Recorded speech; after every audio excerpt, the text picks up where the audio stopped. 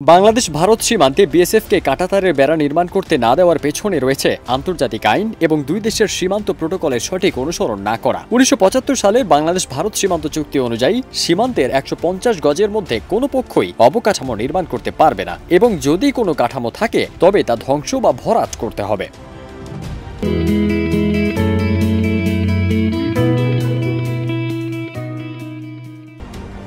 ভারতের মালদহ জেলার সুখদেবপুর এলাকায় বিএসএফ কাঁটাতারের বেড়া নির্মাণের কাজ শুরু করলে বিজিবি এতে বাধা দেয়। বিজিবির ৫৯ ব্যাটালিয়নের অধিনায়ক লেফটেন্যান্ট কর্নেল গোলাম কিবরিয়া জানান, আন্তর্জাতিক আইন অনুসারে সীমান্তের ১৫০ গজের মধ্যে অবকাঠামো নির্মাণের জন্য দুই দেশের সম্মতি প্রয়োজন। তবে বিএসএফ বাংলাদেশ সীমান্তরক্ষী বাহিনীকে কোনো পূর্ব অনুমোদন দেয়নি।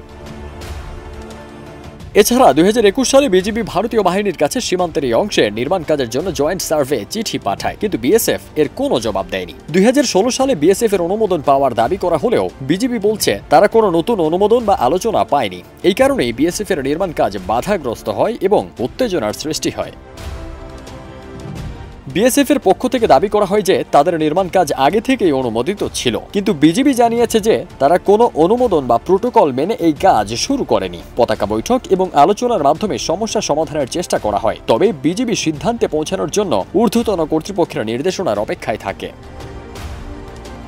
এই পরিস্থিতিতে সীমান্তে কাঁটাতারের বেড়া নির্মাণের জন্য দুই দেশের সম্মতি এবং নিয়ম মেনে চলা জরুরি। আন্তর্জাতিক আইন ও সীমান্ত প্রোটোকল অনুসরণ করে যদি দুই দেশের মধ্যে সহযোগিতা নিশ্চিত হয় তবে সীমান্তে উত্তেজনা কমানো সম্ভব হবে। বিজিবি তাদের অবস্থান পরিষ্কার করে জানিয়েছে যে ভবিষ্যতে এ ধরনের সমস্যা এড়াতে নিয়মতান্ত্রিক আলোচনা ও সম্মতির মাধ্যমে কাজ করতে হবে।